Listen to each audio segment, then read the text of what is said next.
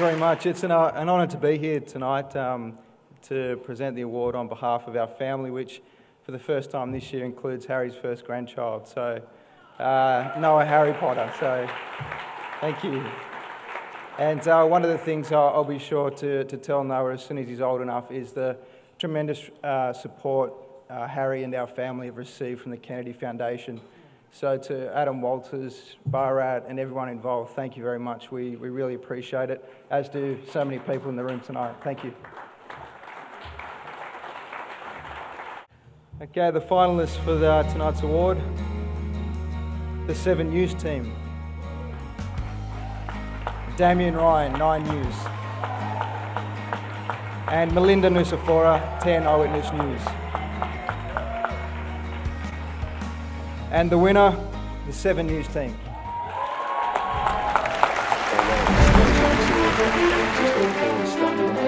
Rarely has an entire news team faced a stiffer challenge. Live breaking news for us right here in the middle of the CBD. There's nobody on the streets. Everybody outside of the exclusion zone has been sent home. An element of fear, of security that we have never seen before. Evacuated from their newsroom and left on the street to cover one of the biggest breaking stories Sydney has witnessed in decades. All our cameras and our live streams were shut off. Reporters and cameramen camped behind police barricades for 13 hours.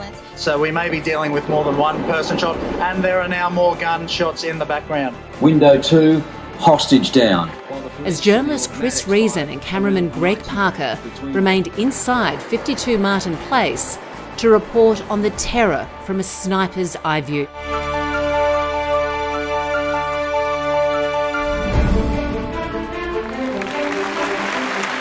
Ladies and gentlemen, thank you so much for that and for this award. An amazing, truly amazing honour. We are very, very touched, obviously. The entire team at 7 News. And first to talk about Harry Potter.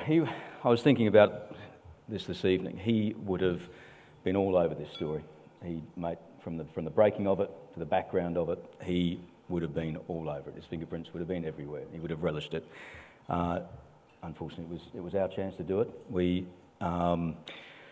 It was a difficult day that day, and you know, everybody sort of says, "Oh, 7 News, you were right there. We had the geographic advantage." Well, it's not quite true because, of course, we were evacuated from our 7 News centre. It's very hard to do TV without a television station. And I pay tribute tonight to our extraordinary team of technicians. Greg mentioned them before, that pulled that rolling broadcast together. 17 hours of television that just didn't stop. Informative, accurate, punchy, on the pace, right there. It was extraordinary stuff.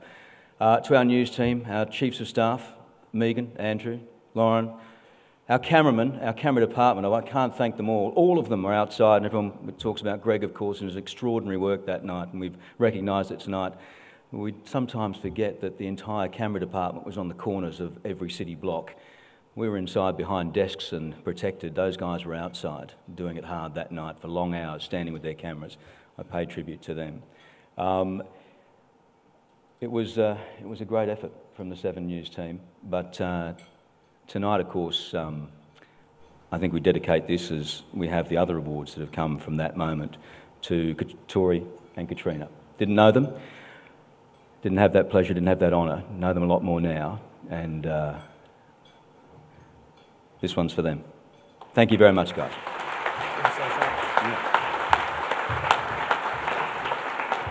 It's always hard to follow Chris. He steals everyone's lines.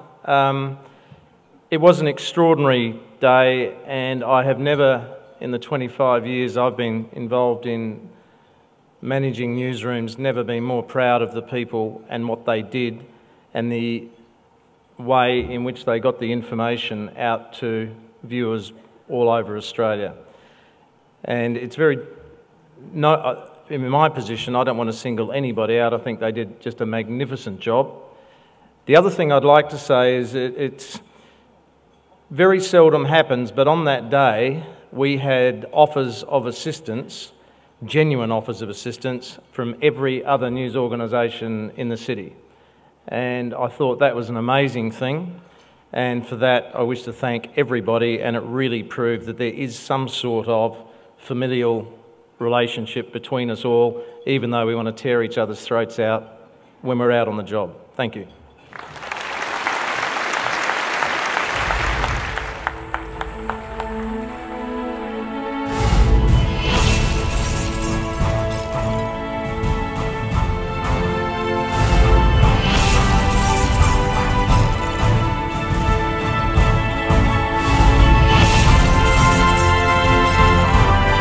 Ladies and gentlemen, to present the award for Outstanding Television Current Affairs, please welcome Miss Tracy Grimshaw. Hello, this award is about recognising exemplary television journalism, but before I present it, I'd like to take a moment to thank a very special group of people, the viewers. Goodness knows they have a multitude of ways to consume their news and current affairs nowadays, but when we get it right, they will still turn up in big numbers in front of their TVs, and hallelujah to that. They want to be moved. They want to care. This week we introduced a current affair regulars to Sharon. She's a mum from Gunning in New South Wales whose youngest son has Down syndrome and leukemia. Her husband died suddenly of a heart attack just 2 weeks ago, and she's 39 weeks pregnant today with her third child. Not only did our viewers watch, they gave more than $1 million, in fact $1.15 million, to a family they've never met.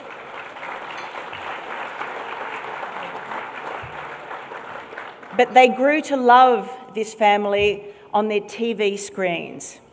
It was a privilege to go to work this week. It is the privilege of what we all in this room do. We get to tell Australian stories sometimes, and sometimes we get to change lives. So,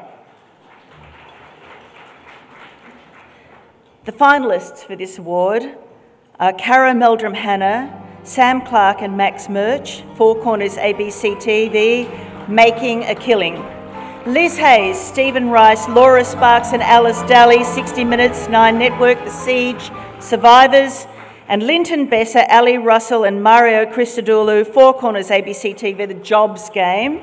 And the winner of the award is Cara Meldrum-Hanna, Sam Clark and Max March, Four Corners ABC TV. An unforgettable story of animal cruelty at its worst and current affairs television at its best. Greyhounds trained to race by chasing live animals on rural tracks and tearing them to pieces. Not aware of it. I'd never heard of it. As I say to you, live baiting is illegal. The rabbit, hopeless, dangling, twitching. It's still alive. Working with animal liberationists, Four Corners infiltrated tracks across the country. Greyhound racing was rocked to its core. 23 criminal charges have been laid and at least 20 trainers have been banned for life, with more than 60 under investigation.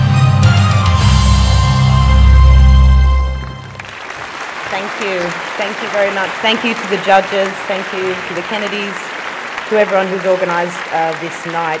Tracy actually just mentioned that the power of current affairs television really does boil down to changing lives. This program has changed lives, many, because many have been exposed actually. We have, I think, up to 30 criminal prosecutions now running since this broadcast. So a lot has changed in this sport. This investigation was pretty gruelling. It required laying low in bushes for a very long time.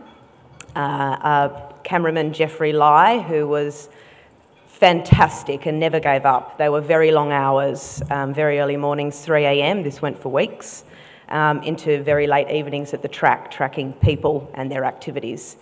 None of this could have been done without, obviously I've mentioned the team behind me, our producer and researcher, but also to the unsung heroes who we don't normally see, who make current affairs television, and that is to our editor, Michael Nettleship, to our editor's assistant, James Bray, to our cameraman, Jeffrey Lai, to sound recordist, Richard McDermott and Oliver Juncker, and to the incredible Sue Spencer, who was the executive producer for Four Corners when this was made, Making a Killing. She's a fearless leader and encouraged us all the way to go for it and go for the big names in the sport.